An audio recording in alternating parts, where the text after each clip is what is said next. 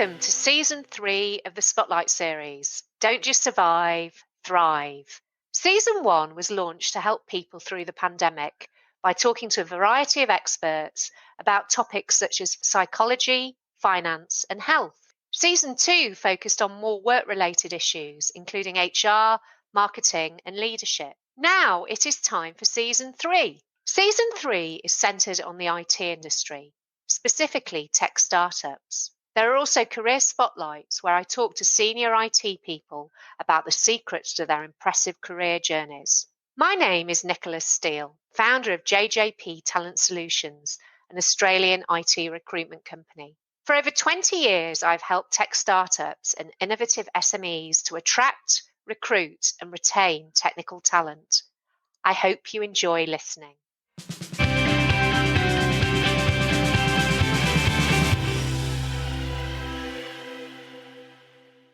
I'm delighted to introduce Simon Keefe. Simon has extensive experience leading software engineering teams in both Australia and the UK. He's worked for global organisations including Atlassian, Domain, and also CSIRO's Data 61. Simon, thank you for joining me on Season 3, Episode 16 of the Spotlight series, Don't Just Survive, Thrive. Thank you for having me. My pleasure. So, Simon, thank you very much for joining me. Please tell me a bit more about your background and your personal story. Okie dokie. Well, I'm from Liverpool in the UK, famous for the Beatles and this beautiful accent. But fortunately, I managed to drop the accent a little bit. I grew up in a pretty poor area of Liverpool, just by Penny Lane, actually. But we didn't grow up with any pretty poor family. And so also the school I went to, funnily enough, also the one that John Lennon went to. But it was actually pretty rough. It was a pretty rough school. It was one of those types where you keep your head down and remain invisible. So celebrating achievements wasn't necessarily something that was part of the culture of growing up. I was actually literally told by the headmaster at the school that I would amount to nothing, which spurred me on to strive for more. Charming. I know. And so I managed to scrape into university. Now, back in those days, you still had grants to go to university. Obviously, so I was pretty privileged in that way to actually still be able to go to university, because nowadays people from poorer backgrounds don't necessarily get that opportunity. But yeah, scraped through, came out with a first-class degree. Woo. Well done. You came to something after all. I did. And I was also the first in my family to go through university, which was a huge proud moment for my mum. I eventually moved down to Cardiff, where I lived for 13 years, hence this wonderful mishmash accent that I have.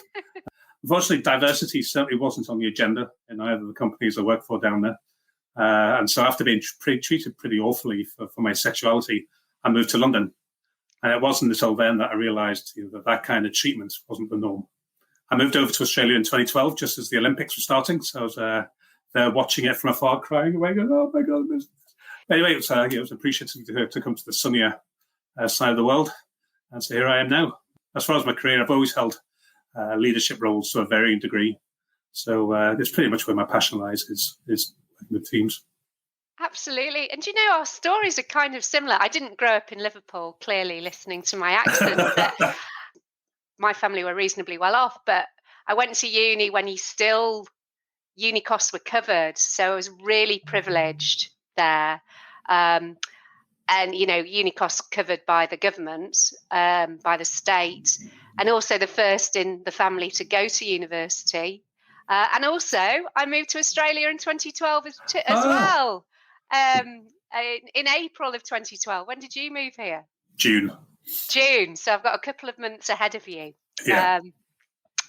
Awesome. Well, that's brilliant. Well, yes, I know. We always knew we had those similarities there. And I'm going to go back. I was singing Penny Lane in my head, and go and look at the lyrics again. And particularly as you went to the school near there, which I think is quite exciting. Not with John Lennon, clearly, but clearly not. No. But anyway, fabulous, Simon. Yeah. It's not about me; it's about you. So tell me, tell me a bit more about what the highlights have been of your career so far. Well, so there have been many. I've been doing this now for about 4,000 years.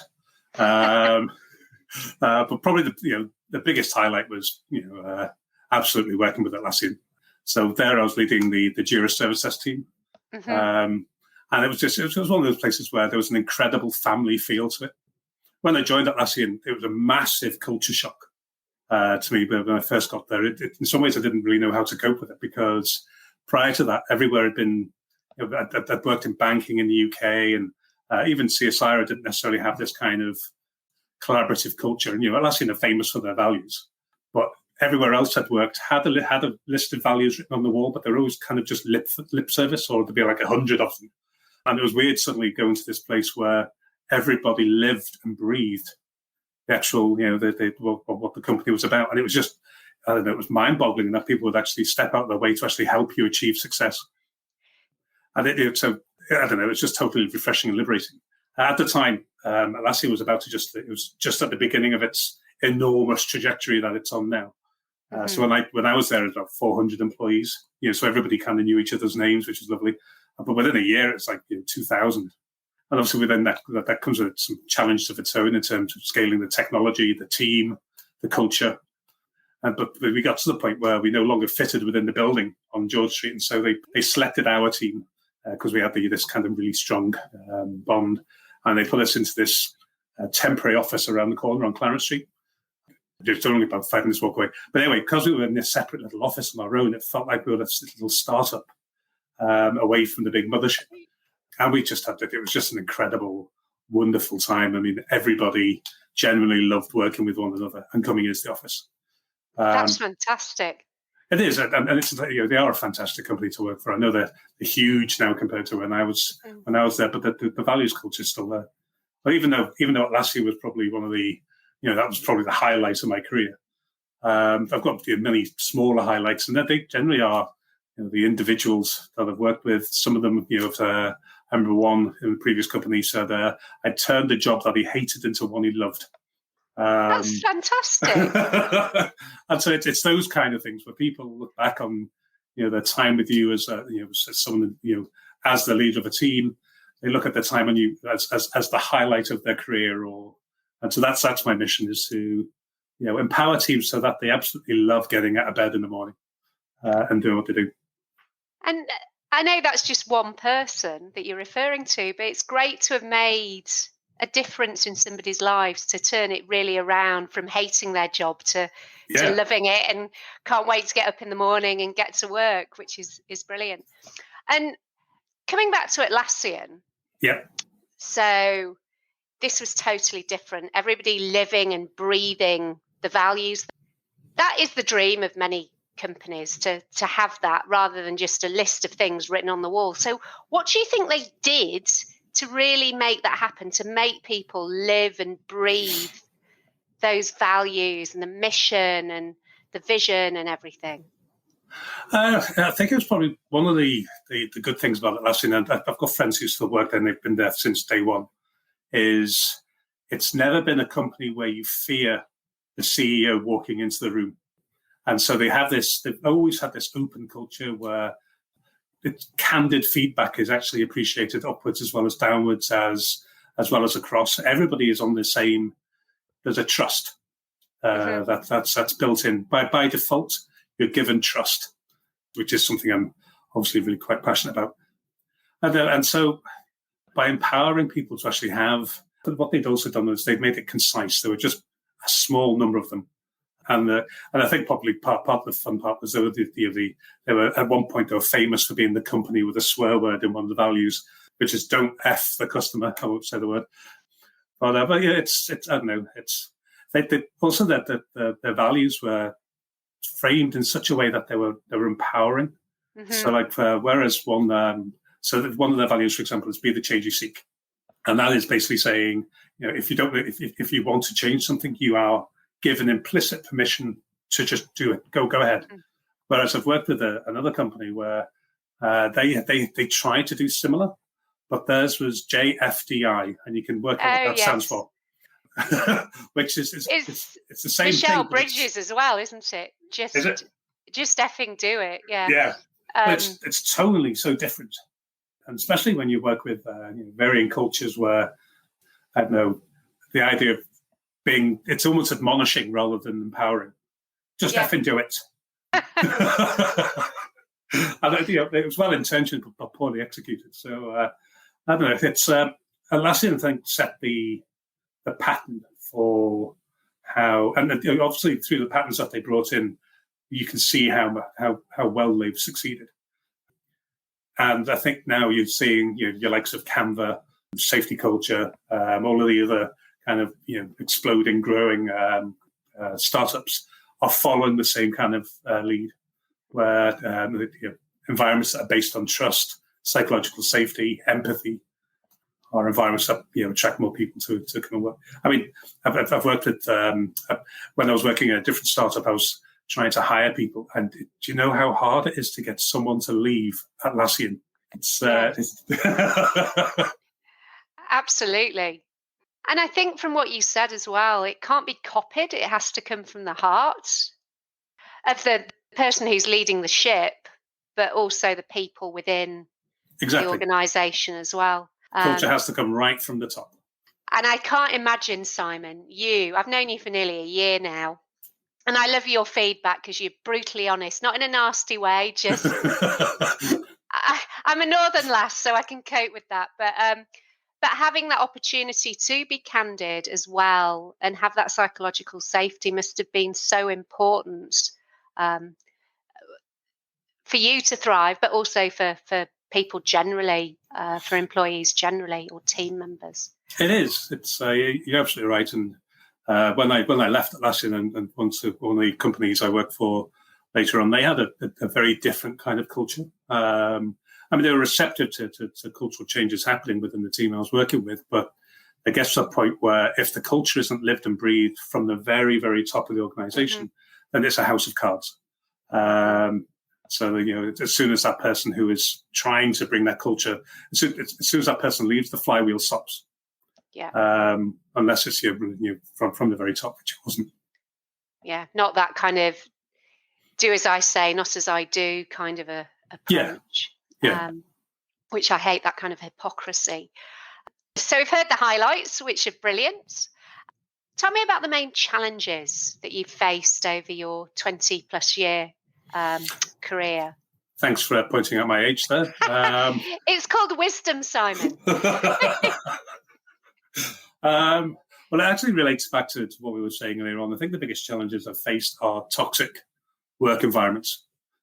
Workplaces that are focused on fear management rather than positive encouragement. The amount of times I've worked with somewhere where you get those kind of seagull managers that come in and go, well, this is all crap, or something along those lines, and people are there then terrified about what they're about to do. Yeah, it results in silos where people are afraid to, step out and talk to other teams because they're afraid of stepping on people's toes. Unfortunately, and it's super common in corporate land, in the banking industry, for example, or in the kind of more established organisations. Whereas the likes of the ones that we were talking about earlier on, that it's less likely. And also some of I briefly mentioned the diversity issue back in the UK. Having gone through that, it shatters your confidence. And it wasn't until you want to go to London and realise that wasn't, as I was saying, the normal, that my confidence regained. I suppose also imposter syndrome is something that everybody struggles with a bit. And so when I joined, with the likes of Atlassian, or when I came on, aboard as technical director at Domain, I'm like, what the hell am I doing here? Can I really do this? I'm just a boy from Liverpool.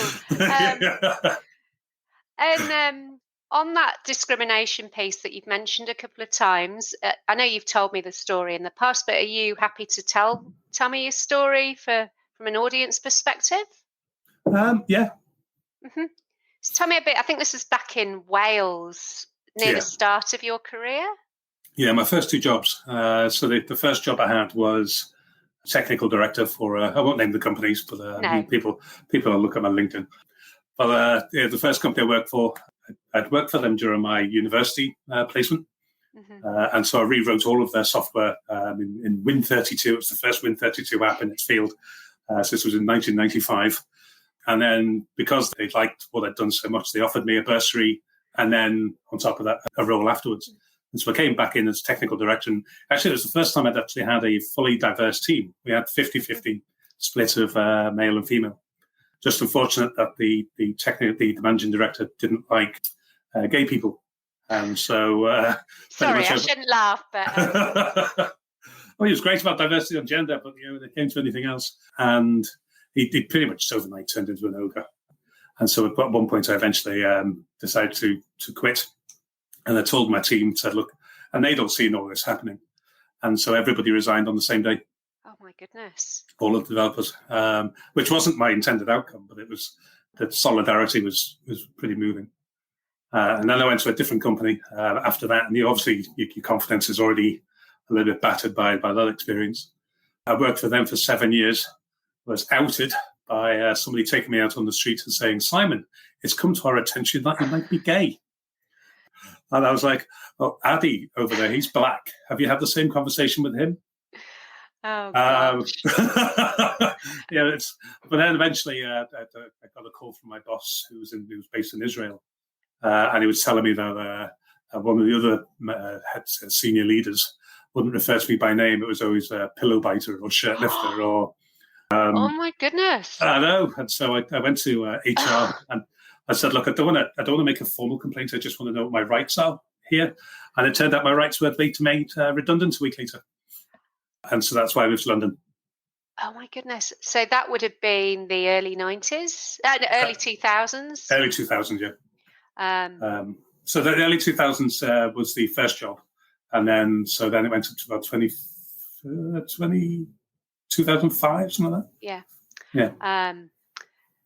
Which it's interesting, isn't it, as well, that, so what's that, 16 years ago? I should know. It's my daughter was born in 2005 and it's her 16th birthday next week. I think it was 2007 or something. I was there for 7 years. But have you found that discrimination has changed over those 15 years? Has it got worse? Has it got better? So because I've basically lived in big cities since, my lens is very different. But I understand that kind of discrimination does still exist in smaller cities and smaller towns. I fully figure that's one of the reasons I co-founded Intertech with other people from Microsoft, Google, LinkedIn, and Twitter. So that because even though working in big cities like Sydney and London, those kind of issues don't necessarily manifest themselves so much, it's still a huge problem in smaller communities. But turning it round on a more positive slant, you did mention when you were in Wales that the diversity from a gender perspective was really, really good. Only in that first company. And that was because when we hired, we'd from the outset put requirements for for degrees. That the second environment was very, very heavily male culture. But kind of the late 90s would have been, to have that 50-50 split would have been exceptionally rare. But as you say, it was not having the degrees that might have made the difference. Yeah, it's I don't know, it could have been a fluke. But I've always been the type of person that is on giving people a chance. Yeah. For me, having a balanced team that's got a varying makeup is much more interesting than having, the best of if I've got candidate A and candidate B, and candidate A has a slightly better technical test than candidate B, I don't necessarily choose candidate A. You look at what the rest of the whole profile, what's their experience, what background do they have, what else can they bring? And so, like for example, in that first job, we had a testing team, a small QA team, and I took a punt on this one woman who had applied. She had no testing experience, and her previous job was being on a sex line in Amsterdam. Oh, she's the perfect candidate, of course. And she turned out to be amazing at it. What were her transferable skills? Well, speaking nicely on the phone. Sorry. But I mean, seriously, that I'm the same, that you don't necessarily round peg, round hole, look at differences, because that is what makes teams more interesting, more diverse, solving different problems and all that kind of aspect. So I can't remember whether I told you about, I had a client who wanted a graduate .NET developer. So I gave him a few graduate .NET developers, and he just was like, they don't really do it for me. So anyway, I found this guy who had 20 years in the orchestra as a viola player. Bit different to your sex lady, but and he just discovered .NET development, and I could tell he was going to be brilliant. And I persuaded the client to interview him. The client absolutely loved him, and it was actually the fact that he'd reached such a high level in the orchestra that he thought, well, if he can reach that level in software development, he'll be amazing. And 2 years later, he is. So kind of looking at things differently and providing people who've got potential with opportunities is so important. And you are really passionate about building high-performing teams that create game-changing products. So what do you think, and you've alluded to this a little bit already, are the most important elements of high-performance teams? Well, trust. I've mentioned that before. Trust is a big nebulous word, but it's pretty nuanced. But without it as a core base for what your teams are, how they're running, without it being there, then the opposite is created, and that's fear.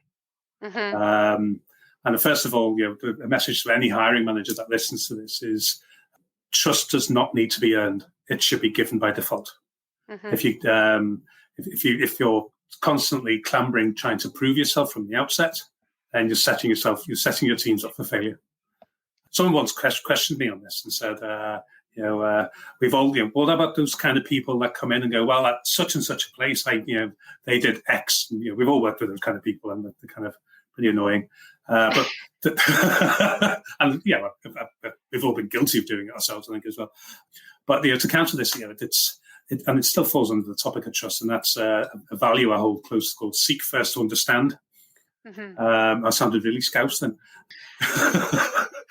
I think this is a value everybody should hold, because basically it says, before you go in and go at such and such a place and basically rubbish everything on the landscape, is take the time to find out what their story was up to that point first. And once you have learned it, then you can suggest changes based on an informed approach. So not having a blame culture or finger pointing, you've done this wrong, you're bad at this, etc. Finding out why that might be the case, and it could just be a subtle tweak that could make that difference. You're right. It's sorry, I interrupted you. No, that's fine. I suppose the extension to it is, if you don't provide a psychologically safe environment where it's actually okay, it's actually celebrated to fail rather than fear of failure. I can honestly say that I've learned more from when things have gone sideways during my career than from when things have gone swimmingly well. So celebrate that culture, make that part of the life and breath of how you work as a team. And empathy as well. It's one of the things I pride myself on is, regardless of the size of the team, I make time to get to know absolutely everybody. Because without knowing what's going on, I don't necessarily need to know the ins and outs of their personal life. But if people feel psychologically safe and you're empathizing with their current situation, everybody has highs, everybody has lows. It's not like we're all robots where everybody's going to be consistent every day. But without knowing what's going on in people's lives, then you can't stop people falling through the cracks, or you can't provide them the support that they need. There was one example of. This was in a few jobs back, of someone who had such a rigid HR process that if you took so many days off sick, then you had to bleed into your holiday, and then at some point then there'd be some kind of performance management at the end of it, and you'd be exited. Now the person struggled with depression, but when they were online or they're not in the spiral or so, they were absolutely fantastic at what they did.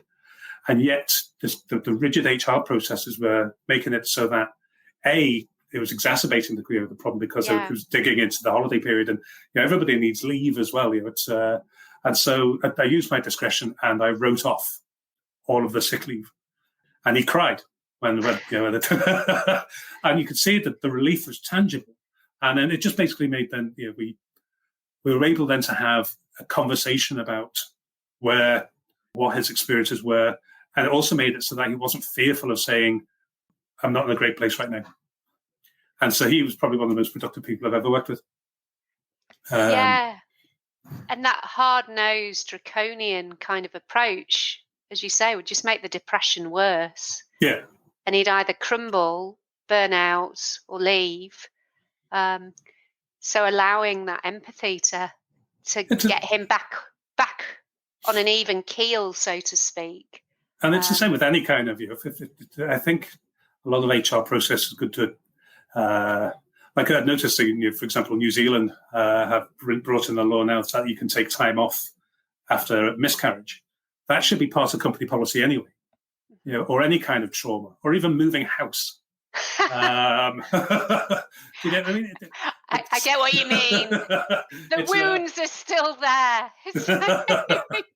Well, these are all things, the once in a life or once in a decade kind of events. So cater for allow people the leeway to go through those moments in life without it impacting negatively their work environment. But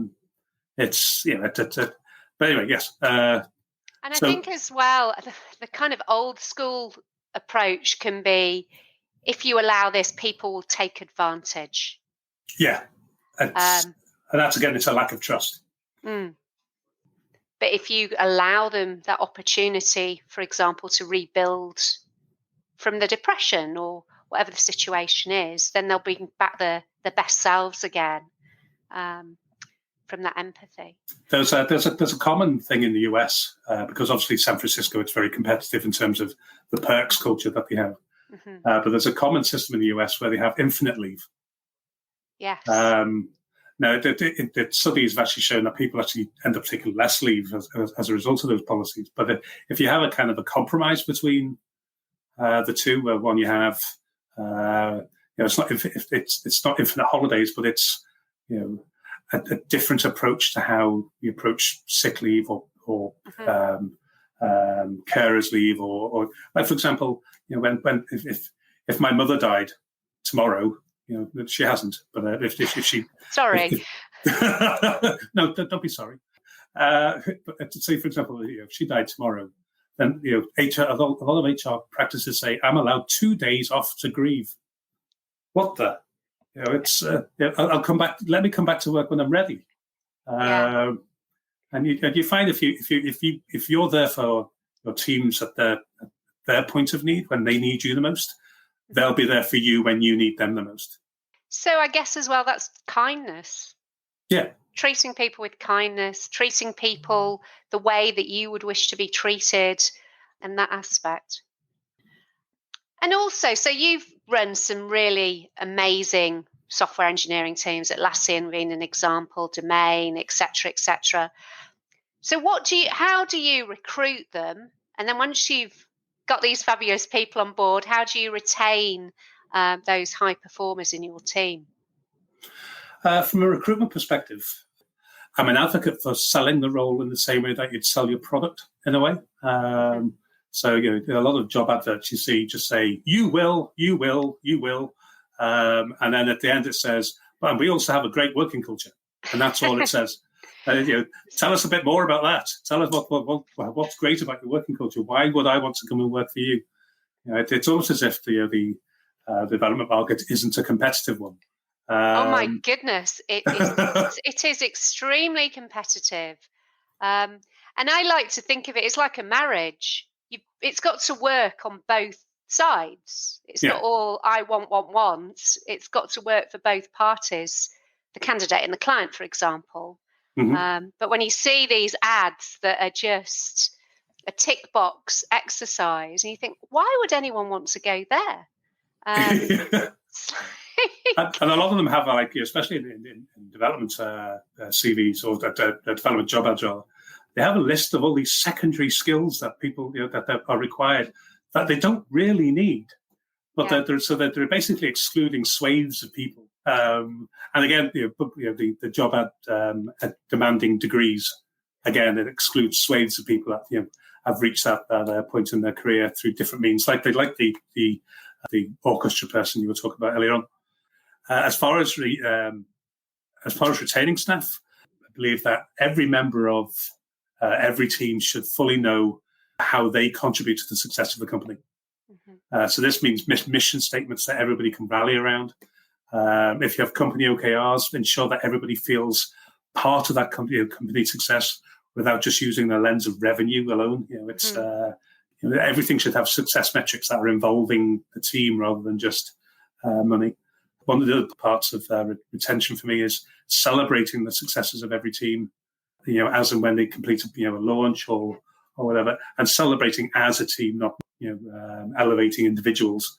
You fail as a team and you win as a team. I believe that work doesn't have to be dry and endless. Teams perform way better if they're actually having fun at the same time as working. Absolutely. And you spend most of your life at work as well. So you want to be a team and also have that fun aspect. Yeah. I mean, without it, I've worked in places where as soon as 5 o'clock comes, the swivel chairs are basically kind of swiveling round with the exodus of staff from the building, because there just isn't that culture that makes people want to hang around.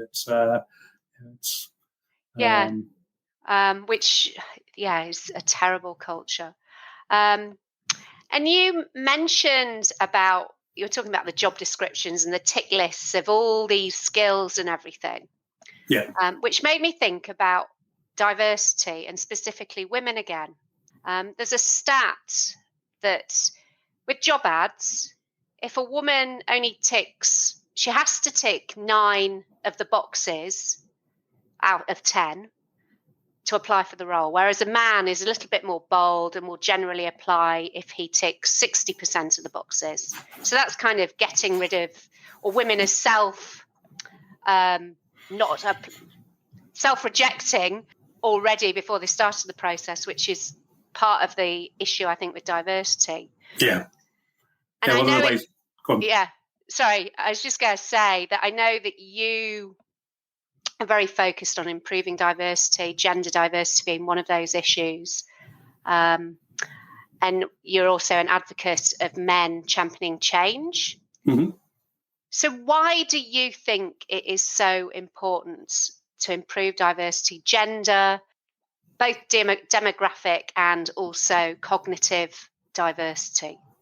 But touching back on the point you just made a while ago about women selling themselves down in a way, one of the things I brought in at a previous job was, as part of the probation period, reevaluate every member of staff, particularly women who have joined the company, because a lot of them we found were coming in for just developer level, when actually they really qualified for senior developer, but there's this reticence or this reluctance to try and, it's almost this feeling of having to compete.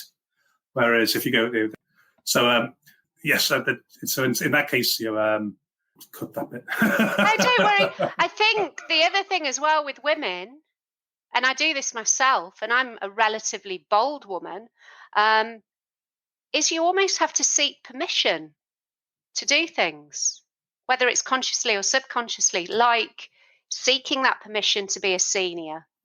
Yeah. And it's something women need to change as well internally, be bolder. You're absolutely right. The amount of times that when I worked at Domain, there was one woman there that I used to have a fortnightly meeting with, and it was, I'll call her Janice, because I don't want to humiliate her or anything, but it was Janice and Simon are going to F up the world. And it was just basically a fortnightly meeting where she gave me the opportunity to see the world through her lens. Yeah. And every single time it would always be about like, oh, okay. And so that, in some ways, I think the phrase is lending privilege, where I was using the information that she was providing in her viewpoint to then use my position of power or influence to be able to affect change. So that's one of the reasons I think that men have to be crucial as part of this conversation, because there simply aren't enough women in the engineering field. I mean, it's roughly 20% of the workforce is made up of women. And gender diversity is almost treated as if it's an issue around minorities, whereas women, more than half the population. But without men being part of the solution, without us raising our voices and saying that things have to change, then it's just a one-way struggle for women on their own. I mean, I remember, I'm not explaining myself very well, but I'm a white male, so by default I'm privileged. I grew up at a time. Thanks for pointing this out already. At the time where games were specifically made for boys only. Computers were marketed as a boys thing. At school on mufti days. Do you have mufti days here? I don't know. It's free dress, but it's the same thing, yeah. But everybody brings their toys into school and all that kind of thing. I remember the boys would bring in electronics like Speak and Spell and those Nintendo Game & Watch things. And yet the girls would be all dolls and kitchen sets. And I think this messaging of exclusion still exists. I think, like when I did my degree, there was one person in my class out of 80 that was a woman. So all the way through, the problem exists right to every part of life, and men are vital in changing this for the better, I think. Engineering is seen as a men-only club, and that needs to change. Yeah, absolutely. I've got a couple of... You and I are of a similar demographic. I had a Speak and Spell. I also, I never remember being particularly into dolls. I probably wasn't. We had an Atari, my sister and I, that you're only allowed to play for half an hour because my dad said it would keep the picture would stay on the screen. And we're going, it's 29 minutes. And also, I guess I wasn't a typical girl at the time because I loved dinosaurs. Dinosaurs were my absolute thing. But I think I was allowed the opportunity to do that. Yeah. But maybe that was just my parents rather than giving me tea sets and dolls and all the rest of it. But anyway, sorry, I went off a Speak and Spell tangent there. In fact, when we were moving house, as you know, a few weeks ago, and we found the old Speak and Spell from the 80s. Oh, wow. And we were going to check it out until my husband said, just a minute, that might be worth some money. So I don't know where he's put it. I'll have to go and find it. It may be worth several dollars. We were thinking there were several $1,000s in that Speak and Spell. Anyway, so sorry, going off topic. So you are very focused on having a positive social impact, and you've been working for some enterprises like Start Some Good. So tell me, why is this so important to you, Simon? Well, as I mentioned earlier, I grew up poor. Even though I was privileged enough to be able to go to university and everything, particularly having worked for Atlassian, I've always felt particularly fortunate or lucky, I suppose, to have the financial situation that Atlassian put me in. And I felt like I needed to give something back, I suppose. Before joining Start Some Good, I got an insight into the kinds of social impact that could be achieved through software by working at a fintech startup. And I generally wanted to get more grassroots than where they were focused. They were much more on the more enterprise kind of mindset. So I left there and I funded a new barbershop in Redfern in Sydney that gives free haircuts to the unemployed. And I thought, it's a bit of an addictive kind of thing, this kind of philanthropy business. Yes. And so that's why I joined Start Some Good, because they were doing it at a larger scale. So I invested with them to help navigate COVID, which they were somewhat impacted by. And I've been working pro bono for them. But since I started, we've seen scholarships funded for thousands of students, microforests created in Canberra. There's this huge swell of funding going on at the moment for the current situation unfurling in Myanmar. So there's this huge diversity of projects that are instigated by the public, and it's just we're providing a platform that allows ordinary people like you and I to do good. And so that's why I was particularly interested in it. Absolutely. So you got your own personal story from your own background and giving something back, as you've been fortunate to have a really successful tech leadership career. Yeah. And also, obviously we had COVID last year. Do you think there's been a change that more people more organisations are wanting to have more of a social impact than looking at purpose over profit. Big time. It's I think COVID has the world of the zeitgeist was moving that way anyway, but I think COVID has been a huge accelerator for it. The idea that companies don't just have revenue alone, but they have revenue tied to impact. So you've got some social enterprises that are purely driven by impact, but then you've got others that are using, like your bigger corporates, are now using their corporate social responsibility programs to affect positive change. Like recently, Optus did one with Start Some Good called Future Makers, or something along those lines. But by having a lot of these large corporates working with places like Start Some Good, it enables them to not necessarily have the expertise to have that social impact, but they can leverage other companies that are actually doing it. But you're right, there's a complete shift from people just buying, for example, a can of Coke and consuming that without now Coke now have a social responsibility to make sure that their supply chain is ethical, that they're also providing other programs here and there. They saw like in the UK, I don't know whether you saw it, but McDonald's donated, I think, several £million to feed the homeless. I mean, unfortunately, the messaging was a bit awry, and so people thought they were actually going to be providing Big Macs. Which is a difficult one, isn't it? Because their food isn't that healthy, although I think they're trying. They do salads and stuff. But they weren't actually giving Big Macs. They were giving several £million to an organisation that would actually provide it properly. But I just love the idea that they thought people were going to be getting chicken nuggets. I always remember as well when I was in London, I used to go to Pret-a-Manger, I think it was, for lunch. And at the end of the day, they'd chuck all the sandwiches in the bin, which just seems so wasteful. And I think Pret used to give them to the homeless. Yeah, or it was one of I think it was Pret, which I mean, this was back in the early 2000s, but I thought, wow, that's really good, making a difference, because it's just going to go in the bin. And it sounds a bit like we're doing product placement advertising at the moment, though, doesn't it? Yeah. I don't think you get Pret in Australia, but anyway. So, final question. All right. If you could go back in time, back to Liverpool, back to Penny Lane, what would you tell 15-year-old Simon? Don't be afraid to succeed, mate. You deserve this. Probably something along those lines. That kind of, there was a fear of success. Yeah. Back in those days, and I wish I could tell myself that that it's not the norm. Yeah. So ignore that headmaster or whoever he was saying that you achieved nothing, which I think he should really question his career choices. But anyway, thank you. It's always a pleasure to talk to you, Simon. Thank you for sharing your insights. Is there anything else that you'd like to share?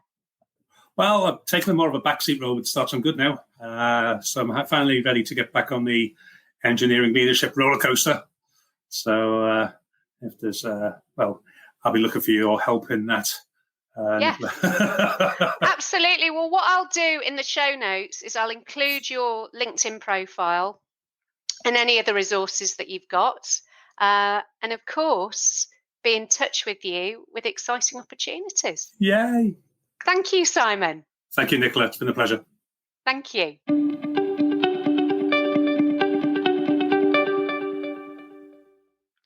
I hope that you enjoyed this episode.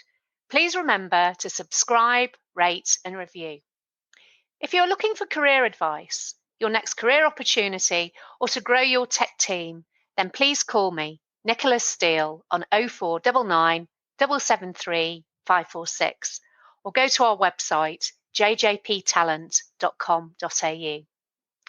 The Don't Just Survive, Thrive podcast is part of the Spotlight series, which includes the YouTube channel, Spotlight on Software Development. If you want more insights into the software industry, particularly tech startups, then subscribe to the Spotlight on Software Development YouTube channel. Thank you for listening. Until next time.